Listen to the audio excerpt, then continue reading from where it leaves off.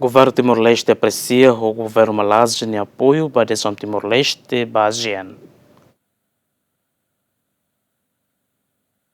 Iha âmbito Cimeira ASEAN badalah hatlu resinen nebe halau iha Kuala Lumpur, Malaysia, Ministro Negócio Estrangeiro no Cooperação Bendito Freitas, halau encontro bilateral honi homólogo Ministro Negócio Estrangeiro Malaysia, hodi kualia konaba relação bilateral entre nação rua iha futuro. Durante sormutune, governante naing ruane troca opinião konaba assunto principal bilateral sira, específico ba Timor-Leste ne adesão ba ASEAN, nune governante ne hato apreciação klean ba Malaysia ne apoio nebe continua hato ninia kompromisso ba Timor-Leste ne adesão tomak iha ASEAN. Tem encontro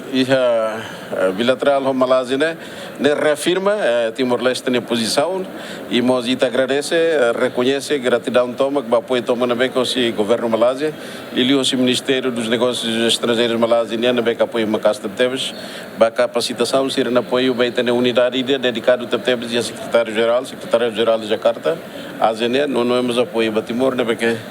e vice coordena serviços de formação técnica para que tem. Entretanto, a sessão plenária ba abertura Cimeira ASEAN ne, líder nação membro Sira apoia no decide simu adesão Timor-Leste sai membro pleno ASEAN, se acontece a Cimeira ASEAN badalah hatlu resing itu, ia fulang outubro tinane, tambah Timor-Leste completa ona requisito Sira nebe makiha. Ada itu Simenes, Benvines Simenes, GMN.